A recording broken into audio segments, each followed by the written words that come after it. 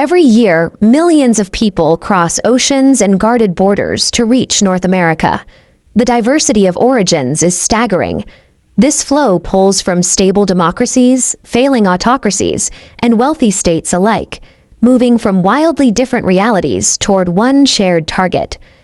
Other regions have built massive economic engines. The European Union and China control vast shares of global wealth, but they do not attract this specific, overwhelming volume of aspirational migration.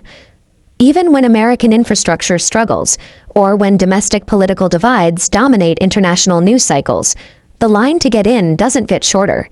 The psychological hold remains entirely unbroken. Human migration at this scale is a physical reaction to invisible forces. To figure out why people move, we have to isolate what pushes them away from their homes and what pulls them in.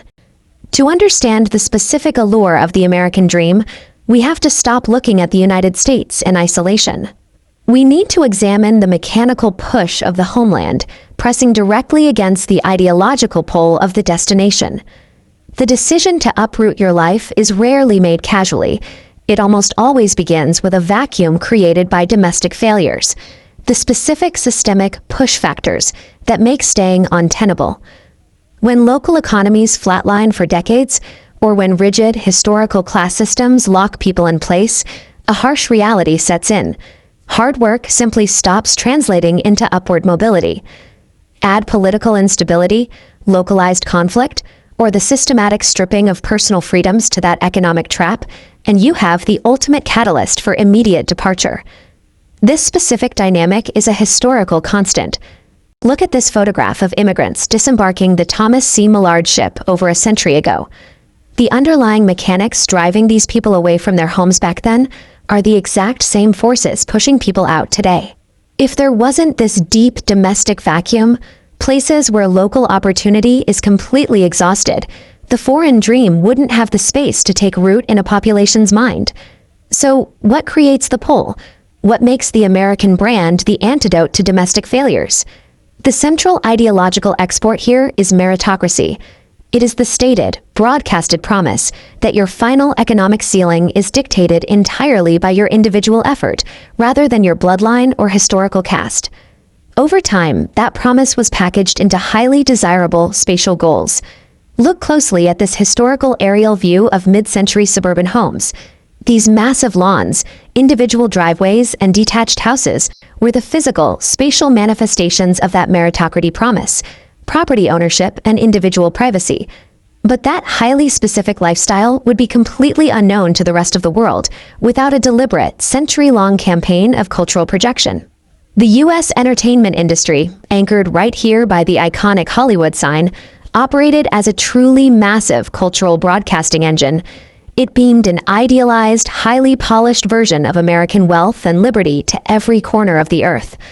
Look closely at this family absorbed by the television screen. These early broadcasts successfully established a shared visual language of success. They penetrated foreign living rooms long before anyone ever had the means to buy a ticket. Then came the real-world validation. Existing immigrant networks began sending remittances and success stories back home, providing tangible, undeniable proof that the Hollywood broadcasts had a basis in reality. The allure of the American dream works so effectively because it is the exact tailor-made inverse to the highly specific systemic frustrations people suffer under in their native countries. The reality of arriving, of course, is completely different. The process of integrating into America is defined by systemic hurdles, intense friction, and extreme difficulty. Yet despite a high failure rate and years of grueling legal and economic battles, the global migration numbers do not diminish. The psychological power of the American dream resides in the concept of possibility. Rather than promising a guaranteed outcome, it offers the mere chance of one, a distinction that proves more attractive than the security offered elsewhere. For someone fleeing absolute zero opportunity, a fraction of a percent of possibility is a mathematical improvement worth risking everything for. Look at these individuals holding their hands over their hearts during a naturalization ceremony. They represent the realized culmination of taking that massive risk. As long as systemic friction and a lack of opportunity exist in other nations, That sheer possibility will remain the most powerful engine of human movement in modern history.